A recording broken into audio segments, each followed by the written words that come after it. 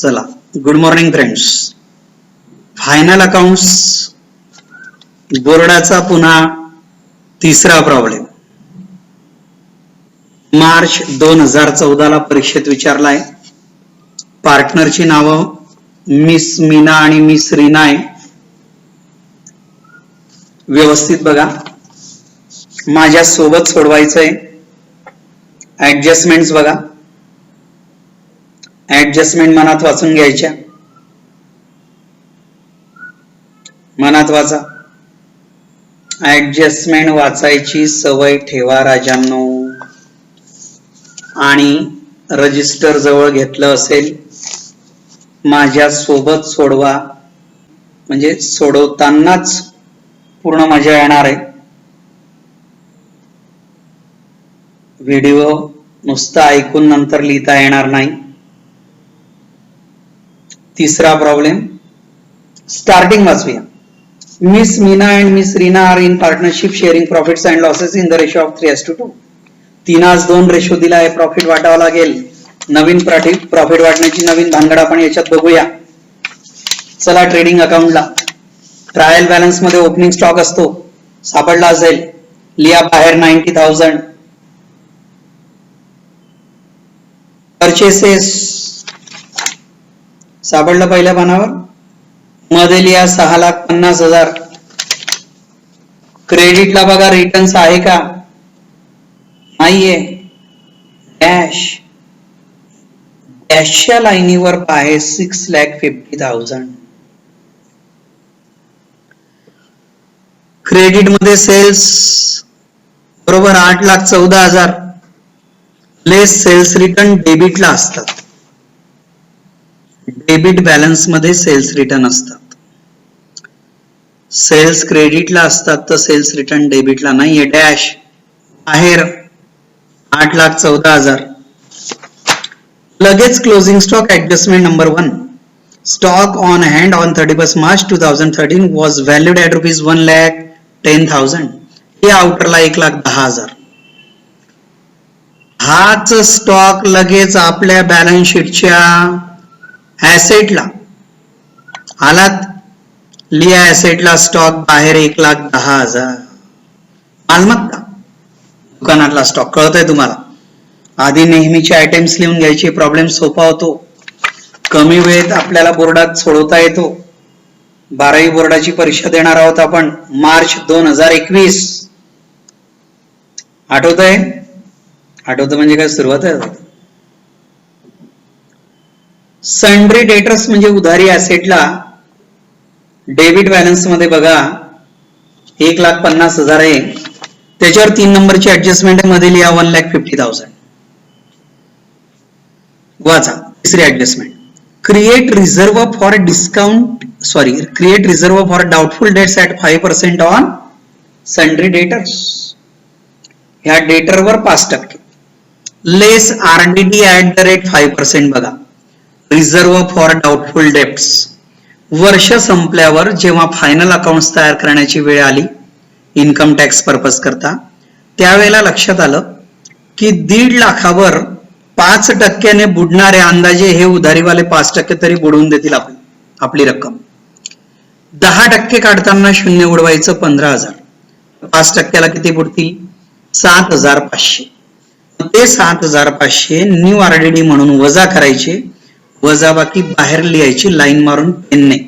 1,42,500. Pencil कुठेच वापरायची नाही. आता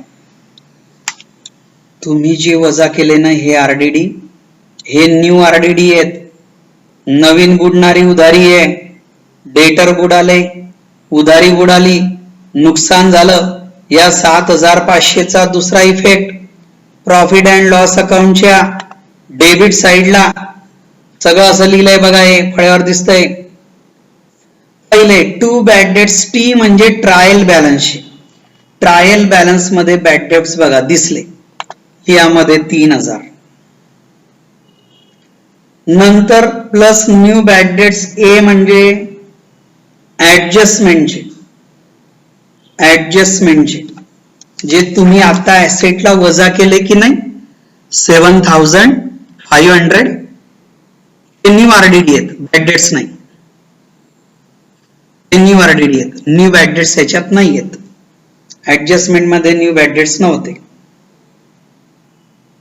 परत लक्षात घ्या, पहिले बॅड डेट्स ट्रायल बॅलन्स मधले शोधले 3000, ऍडजस्टमेंटला फक्त आरडीडी होते म्हणून new bad debts dash, new RDD 7500, असं नुकसान झालं उधारीचं मध्ये 10500. क्रेडिट बॅलन्स मध्ये ओल्ड आरडीडी नाही आहेत, बाहेर 10500. बिलकुल प्रॉफिट अँड लॉसला हे सगळं आधी सुरुवातीला लिहूनच घ्यायचं, बोर्डाच्या नियमानुसार चालू आहे. आता पुन्हा बॅलन्स शीट कडे यायचं. लायबिलिटी साइडला सन्ड्री क्रेडिटर्स म्हणजे देणं 1,80,000 बाहेर लिहा. इसके बाद में पार्टनर्स कॅपिटल्स. क्रेडिट बॅलन्स मध्ये पार्टनर लोकांचं कॅपिटल आहे. मीनाचं कॅपिटल बघा 3 लाख, रीनाचं 2 लाख, पण लागोपाठ लिहू नका, फळ्यावर लक्ष द्या. पार्टनर्स कॅपिटल्स लगेच मीना मध्ये 3 लाख, याच्या खाली 6 लाईनी सोडून रीना मध्ये 2 लाख,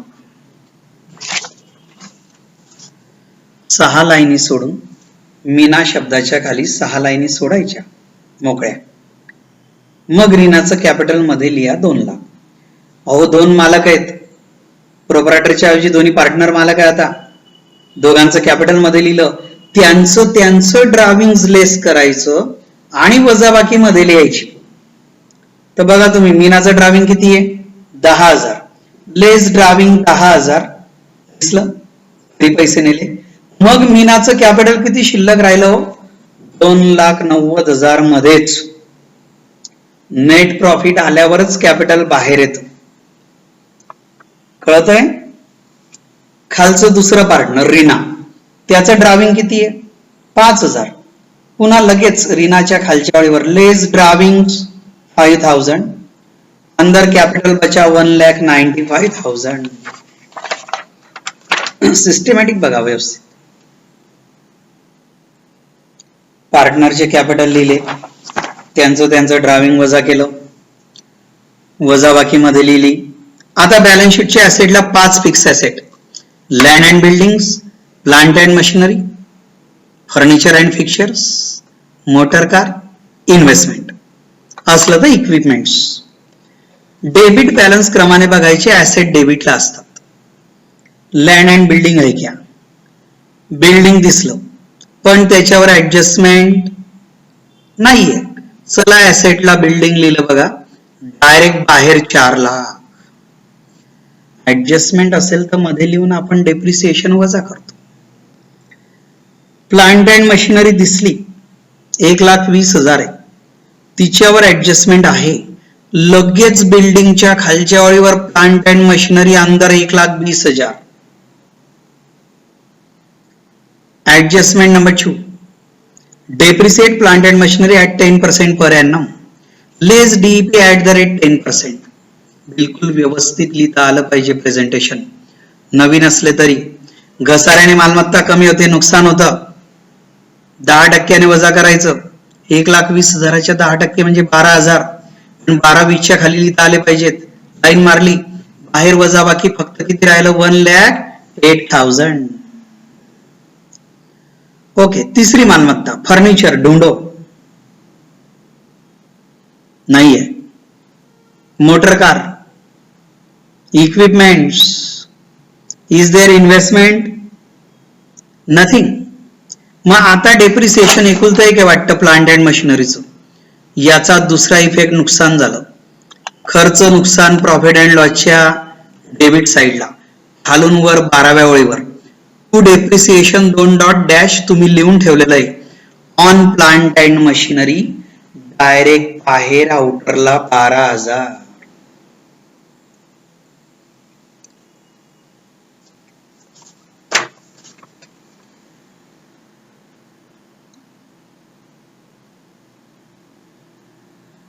ओके.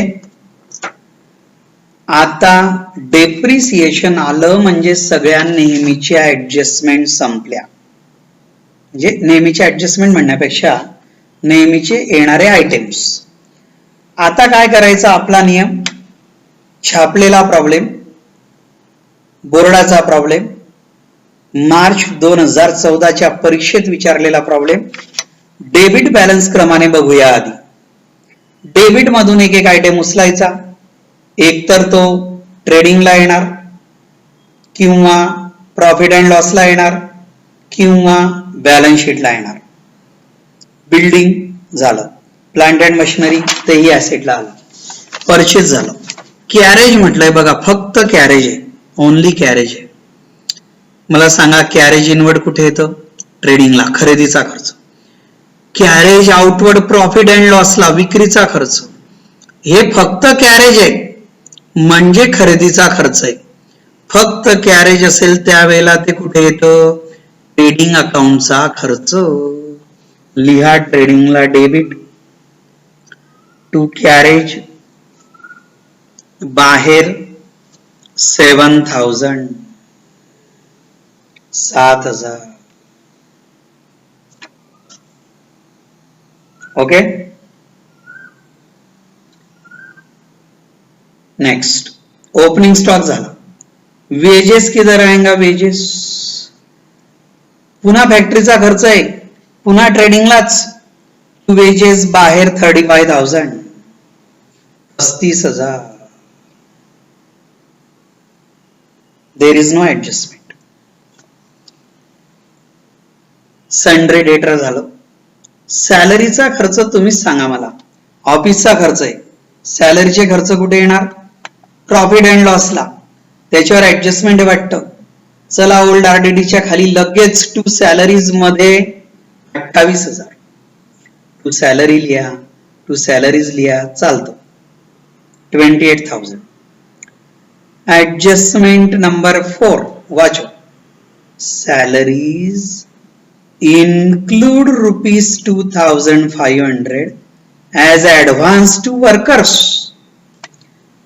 सॅलरी मध्ये मिळवलेलं आहे या 28,000 मध्ये वर्कर लोकांना जो ऍडव्हान्स दिला ना तो मिळवला आहे.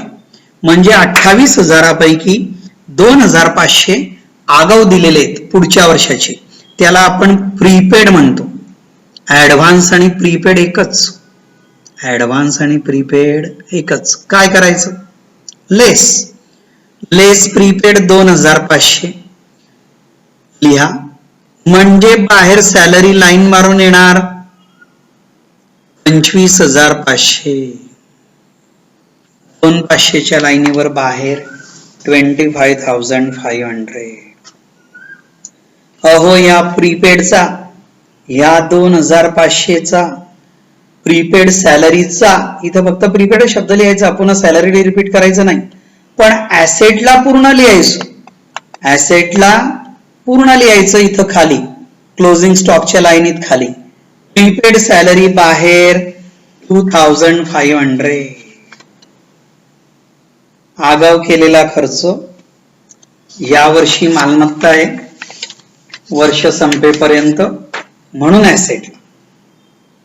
वर्षाच्या शेवटच्या दिवशी मालमत्ता. पुढे पोस्टेज अँड टेलिग्राम दिसतंय. झालं पोस्टेज अँड टेलिग्राम. ऑफिसचे खर्च आहेत. कुठे येतील ऑफिसचे खर्च? प्रॉफिट अँड लॉसच्या डेबिट साईडला लिहा. पोस्टेज अँड टेलिग्राम बाहेर 4,000. मोबाईल आडवा करूनच बघावा, फुल स्क्रीन बघा. नंतर आता मार्केटही चालू झालेलं आहे, तर तुम्हाला इयरफोन वगैरे नसेल तर आणता येईल. स्वस्त असतात, काही जास्त महाग नसतात. 5-50 रुपयापासून इयरफोन येतात, असे तुम्ही लावून फिरतातच. तर त्याच्याने ऐका, जास्त व्यवस्थित ऐकू येईल, बरोबर समजेल, महत्वाचं आहे.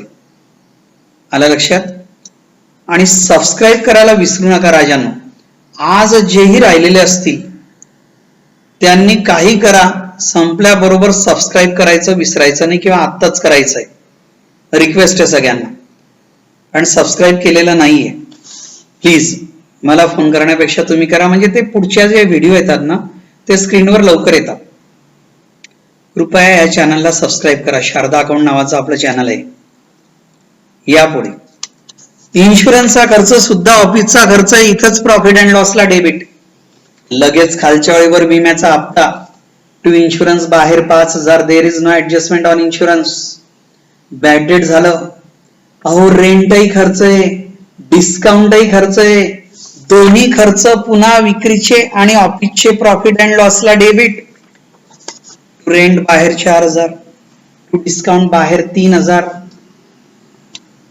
व्यवस्थित लिहा, माझ्या सोबत लिहित आहेत तुम्ही. एक्झाम मध्ये हा स्पीड लागेलच.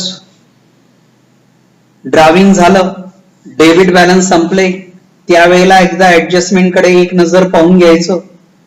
1, 2, 3, 4 ऍडजस्टमेंट संपल्या पहिल्या, फक्त 5वी बाकी आहे. क्रेडिट बॅलन्स बघा, कॅपिटल अकाउंट झाले, सेल झालं, क्रेडिटर झाले देणे, व्यापारी देणं, बँक ओव्हरड्राफ्ट त्याच्याजवळ पेनने लिहून घ्या. बँकेकडून घेतलेले तात्पुरत्या स्वरूपाचे कर्ज पेनने बंचवर लिहा. बँक ओव्हरड्राफ्ट, बँकेकडून घेतलेलं तात्पुरत्या स्वरूपाचं कर्ज वर्षभरात परत करायला पाहिजे. लोन आहे, अहो लोन घेतलं बँकेकडनं, देणं आहे, लायबिलिटी आहे, जबाबदारी आहे. बॅलन्स शीटच्या लायबिलिटी साइडला इथं कॅपिटल मध्ये घुसखोरी करायची नाही. सन्ड्री क्रेडिटरच्या खाली, सन्ड्री क्रेडिटरच्या खाली बँक ओव्हरड्राफ्ट बाहेर 20,000, 20,000 एकदम बरोबर. आता संपूर्ण ट्रायल बॅलन्स संपला, 4 ऍडजस्टमेंट संपल्या. 5वी आणि महत्वाची ऍडजस्टमेंट जी 11वीत होती आता 12वीला सुद्धा आहे. कॅपिटलवर ऍडजस्टमेंट आहे. 5वी ऍडजस्टमेंट एका सुरात वाचूया आपण. आलं लक्षात? Partners are allowed interest at the rate 5% per annum on their capitals. Adjustment number 5. Partners are allowed interest at 5% per annum on their capitals.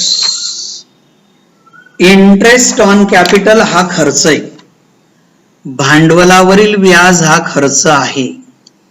याचा पहिला इफेक्ट प्रॉफिट अँड लॉस अकाउंटच्या डेबिट साइडला या, डिस्काउंटच्या खाली, आणि लिहा टू इंटरेस्ट ऑन कॅपिटल्स. 2 ओळीत लिहा, मी लिहिलंय तसंच. कॅपिटल्स अनेक वचन आहे, प्लुरल आहे, 2 dot dash. To interest on capitals. अरे या भागीदारी संस्थेने 2 खाजगी लोकांचं कॅपिटल भांडवल वापरलं, 3 लाख आणि 2 लाख. ट्रायल बॅलन्स मध्ये बघा, ओरिजिनल कॅपिटल, त्याच्यावर 5% आपल्याला व्याज द्यायचंय. 3 लाखावर 5%. ट्रायल बॅलन्स मधल्या ओरिजिनल कॅपिटलवर, मीनाच्या कॅपिटलवर 5%, रीनाच्या कॅपिटलवर सुद्धा 5%. नीट बघा, मीनाचं कॅपिटल 3 लाख, 3 लाखावर 10% 30,000 होईल, 5% 15,000. बघा मी 2 नावं लिहिले, मीना आणि रीना, लागोपाठ लिहिलं, चिटकून लिहिलं. टू इंटरेस्ट ऑन कॅपिटलच्या खाली. मग मीनाला किती व्याज द्यायचंय 3 लाखावर? 5% 15,000 पहिल्या कॉलमला येणार. रीनाचं भांडवल किती वापरलं? 2 लाख. क्रेडिट बॅलन्स मध्ये पाहताय ना छापलेल्या, 10% 12 महिन्याचं 20,000 येईल. आपल्याला 5% पाहिजे, 10,000. 15,000 आणि 10,000 कसे काढले कळलं? 3 लाखावर 5% 15,000, 2 लाखावर 5% 10,000. 10,000ला चिटकून पेनने लाईन मारली, बाहेर टोटल काढली 25,000. व्यवस्थित लिहा. इंटरेस्ट ऑन कॅपिटल परीक्षेत येणारच. मीना आणि रीना 15,000 आणि 10,000, लाईन मारून टोटल बाहेर 25,000, 25,000.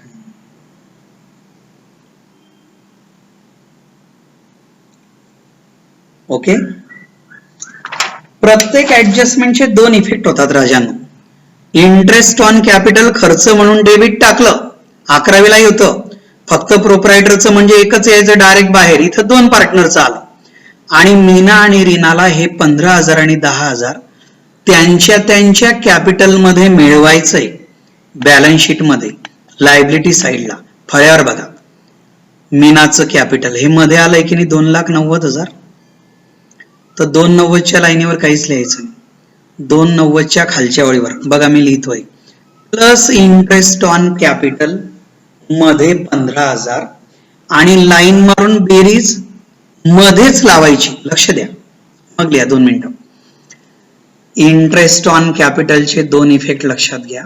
खर्च म्हणून प्रॉफिट अँड लॉसला डेबिट आणि त्या पार्टनरचं देणं वाढलं, पैशांमध्ये रोख व्याज नाही दिलं, देणार आहोत, प्रोव्हिजन आहे, आउटस्टँडिंग सारखं आहे आणि म्हणून त्याचं कॅपिटल वाढलं.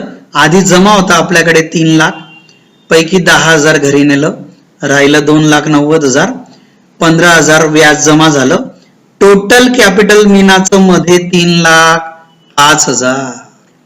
अजून नेट प्रॉफिट बाकी राजन लिया अंदर 3,05,000. बैलेंस शीट में लिख रहे हो आप. अब फिर से चलो नीचे रीना के पास, उसका भी कैपिटल देखो 2 लाख था, 5,000 घर पे ले गए. अभी उसको भी इंटरेस्ट मिलने वाला है, आउटस्टैंडिंग है, प्लस इंटरेस्ट ऑन कैपिटल 10,000 था, इसका भी टोटल अंदरच लेने का 2,05,000. लिखो 195च्या लाईनीवर काहीच लिहायचं नाही. प्लस इंटरेस्ट ऑन कॅपिटल 10,000 अंदर 2,05,000. कॅपिटल असेच मध्ये लिहायचे. 2 मालक आहे, दोघं मालकांचं अकाउंट चालू आहे. जोपर्यंत नेट प्रॉफिट निघत नाही, नेट प्रॉफिट आल्यावर त्यांचा नेट प्रॉफिट आपण ऍड करणार, मग त्यांचं कॅपिटल बाहेर येणार आहे. आजच्या प्रॉब्लेम मध्ये प्रॉफिट रेशो दिलेला आहे. पहिल्यांदा शिकायचं आहे आपल्याला इक्वलच्या ऐवजी कसं वाटायचं वेगळं. लिहून झालं बॅलन्स शीटला? सगळ्यांनी सोबत चला ट्रेडिंग अकाउंटला. चला ट्रेडिंग अकाउंटच्या क्रेडिट साइडची टोटल लावा सिंगल डबल मध्ये 2 आकड्यांची. 9,24,000, 9,24,000 दोनों तरफ लगाओ. ओके. डेबिट साइडला 35,000 ला चिटकून लाइन मारा. 35,000 को चिटक के लाइन मारो. अभी बेरीज लो अंदर का 4 आकडे का. माझे हिंदी चांगला नाहीये, तुम्हालाही माहिती आहे. सगळं मराठी खराब होऊन गेलं त्याच्यात. हे 90,000, 650, 7 आणि 35 इथं बेरीज इथंच लावायच्या. वेगळ्या पेजवर बेरीज लावायला जायचं नाही. सूचना आहे का? आगाऊपणा करू नका. इथंच बेरीज लावा 4 आकड्यांची. 7,82,000 राईट, 7,82,000 खर्च बरोबर. खरेदी आणि खरेदीवरचा खर्च 7,82,000. विक्री आणि स्टॉक 9,24,000. इथं ऐका ना, या ट्रेडिंगच्या खाली इथं लगेच हेडिंग द्या बरं, वर्किंग नोट्स. ट्रेडिंगच्या खाली वर्किंग नोट्स लगेच हेडिंग द्या प्लीज, सेंटरला मध्यभागी वर्किंग नोट्स. आपण नंतर देतो, थोडा आधी देऊन टाका, माझ्याकडे फळ्यावर आता नाहीये. आणि त्याच्या खालच्या ओळीवर किंवा एक लाईन सोडून डाव्या बाजूला क्रेडिट वजा डेबिट मी लिहिलंय खाली, CR वजा DR. अहो ट्रेडिंगचं क्रेडिट 9,24,000 वजा डेबिट 7,82,000. 2 आकड्यांची वजाबाकी येते कारण तुम्ही बोर्डाची परीक्षा पास केली. आता ही परीक्षा होणार, डायरेक्ट पास होतं असं नाहीये, नाही तर नोकरीला किंमत राहणार नाही. बरोबर. किती आली वजाबाकी? 1,42,000. त्याचं नाव काय दिलं? जीपी. बघा GP gross profit 1,42,000. To gross profit carried down, बाहेर 1,42,000. कॅरीड डाऊनच्या लाईनीवर बाहेर 1,42,000 टोटलच्या वर असा ग्रॉस प्रॉफिट. ट्रेडिंग मधून मिळालेल्या प्रॉफिटला ग्रॉस प्रॉफिट असं म्हणतात. हा मालावरचा नफा, हा विक्रीवरचा नफा, कच्चा नफा. आता चला हाच ग्रॉस प्रॉफिट आपण या प्रॉफिट अँड लॉसच्या क्रेडिट साइडला बघा. By gross profit brought down 2 ओळीवर लिहिलंय ना, तर ब्रॉड डाऊनच्या लाईनीवर बाहेर 1,42,000. ओके. प्रॉफिट अँड लॉसच्या ह्या प्रॉब्लेम मध्ये क्रेडिटची टोटल जास्त आहे लावा सिंगल डबल मध्ये 1,42,000 दोन्ही बाजूला 1,42,000. त्याच्यानंतर डेबिटच्या 12,000ला चिटकून लाईन मारा. शाबास. कशा करता लाईन मारली माहितीये? सगळ्या प्रॉफिट अँड लॉसच्या खर्चाची बेरीज तिथंच उभी बेरीज लावा. सवय इथंच लावण्याची पाहिजे. 12 मार्कांकरता परीक्षेमध्ये 25 मिनिटात तरी प्रॉब्लेम संपला पाहिजे. हद्द झाले 30 मिनिटं. यंदाचं टाइम टेबल जरी ते असलं तरी क्वेश्चन पेपरचं फॉर्मॅटचं स्वरूप बदललेलं आहे. महाग झालेलं आहे. फार मेहनत घ्यावी लागेल. आराम चालू आहे असं समजू नका. इम्युनिटी निश्चित वाढवा, पण मास्क आणि सोशल डिस्टन्सिंग आणि सॅनिटायझर लावणं आवश्यक आहे. आपण आणि आपल्या फॅमिलीला सुद्धा सांगा, कंटाळा करू नका. फक्त गोळ्या घेतल्या म्हणजे विषय संपला असं नसतं. त्या होमिओपॅथीच्या गोळ्यांनीच सगळं होईल असं नाही राजांनो. संरक्षण करणं आवश्यक आहे. खर्चाची बेरीज लावताय तुम्ही, काही नाही लावली वाटतं. ही आली 89,000 म्हणजे 89,000. अहो 1,42,000 उत्पन्न, त्याच्यातनं ऑफिसचा खर्च विक्रीचा खर्च गेला 89,000. हा बाजूला आपण वजा करणार आहोत. आता आलं का लक्षात?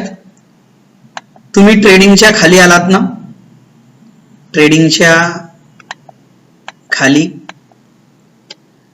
इथंच आता उजव्या बाजूला लिहितोय मी क्रेडिट वजा डेबिट. ट्रेडिंगच्या खालीच लिहितोय क्रेडिट 1,42,000 वजा डेबिट 89,000. ट्रेडिंगच्या खाली राईट हँडला एनपी आलं 53,000, नेट प्रॉफिट 53,000. हा कसा वाटायचा ते नीट बघा. आता 53,000 आल्यावर तुम्ही थांबून घ्या. 2 मिनिटं मी समजून देतोय स्क्रीनवर, ते बघा. कारण बंचची सुरुवात बघा. Miss Meena and miss Reena are partners in partnership sharing profits and losses in the ratio of 3:2. 3:2 म्हणजे एकूण 5 हिस्से केले. 3 हिस्से मीनाला, 2 हिस्से रीनाला. आता 3:2 कसं वाटायचं ते व्यवस्थित बघा. रोज वाटावं लागेल. आपण पहिल्या 2 प्रॉब्लेमला प्रॉफिट इक्वल वाटला कारण त्याला रेशो दिलेला नव्हता राजांनो. आता रेशो दिलाय.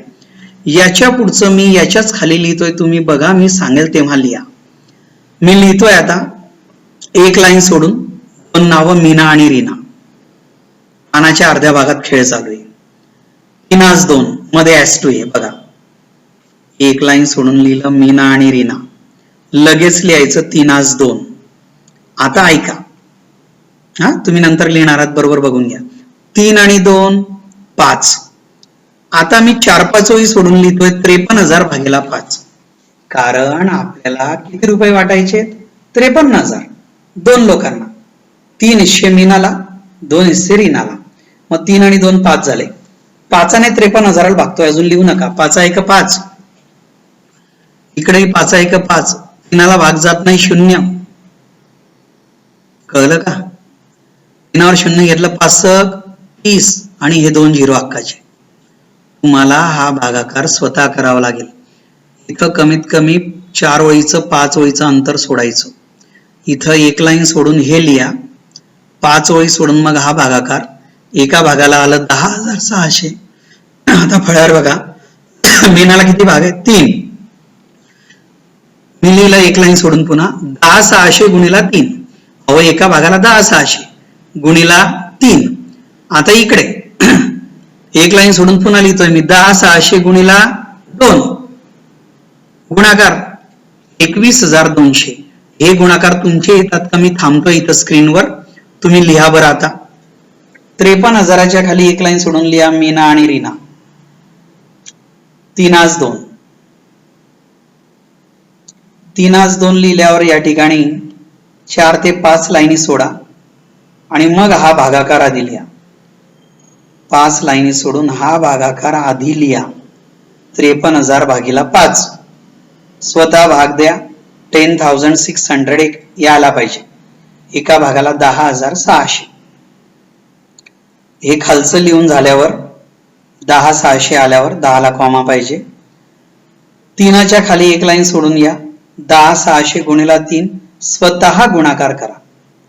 2च्या खाली एक लाईन सोडून लिहा. 10,600 गुणिला 2 स्वतः मल्टिप्लाय करणं शिका. गुणाकार यायलाच पाहिजे. 11वीत जरी मी ब्लॅकबोर्डवर दाखवला असेल, मी प्लस मायनस गुणाकार भागाकार पर्सेंटेज सगळं दाखवलंय.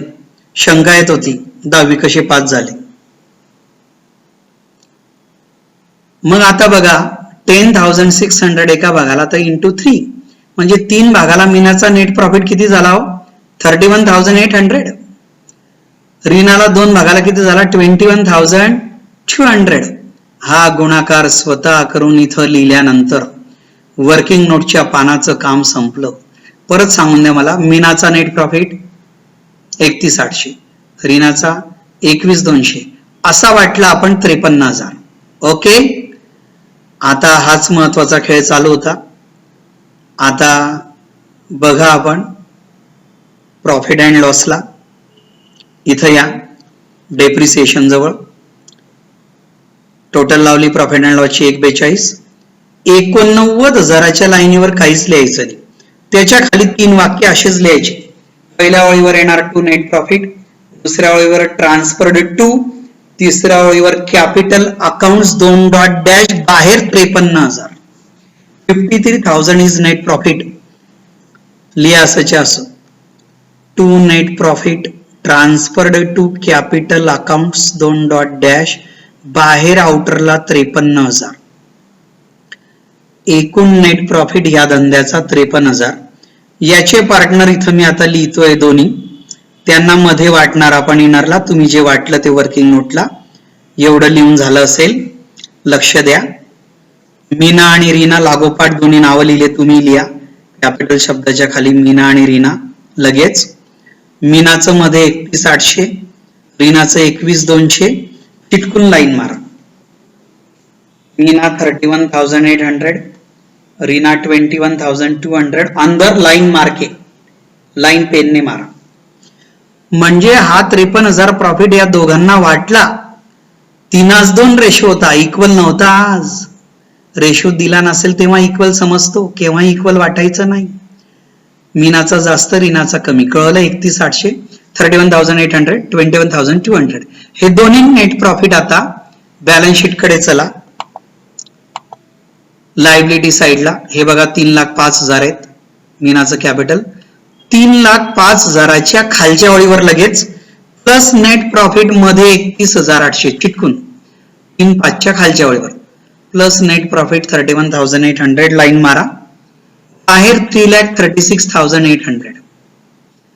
टोटल कॅपिटल मीनाचं 31 मार्च 2013 बाहेर आलं 3,36,800. ही चिटकून लाईन पेनने. असंच रीनाकडे या. रीनाचं कॅपिटल मध्ये 2,05,000 आहे. तुम्हाला 2,05,000च्या खालच्या ओळीवर तिचा प्रॉफिट मिळवायचा आहे. Plus net profit 21,800. चिटकून लाईन मारा. बाहेर 26,200 बेरीज येणार आहे. तुमची सुद्धा हीच येणार. फार सुंदर प्रॉब्लेम होता. 100% कळलं असेल. आता बॅलन्स शीट टॅली करायचंय. बॅलन्स शीटची बेरीज लावायची. उभी बेरीज लावा. उभी बेरीज ऍसेटची ऍसेटला दाखवतोय फळ्यावर, लायबिलिटीची लायबिलिटीला, सिंगल डबल मध्ये आउटर कॉलमला. स्वतः लावा. स्वतः बेरीज लावा. दोन्ही बाजूची ती बेरीज सारखीच यायला पाहिजे. यालाच बॅलन्स शीट टॅली झालं असं म्हणतात. सांगा बरं मला बेरीज किती आली ती? 7,63,000 गॉट टॅलीड. Okay, thank you. उद्या बघूया पुन्हा नवीन प्रॉब्लेम. Good bye.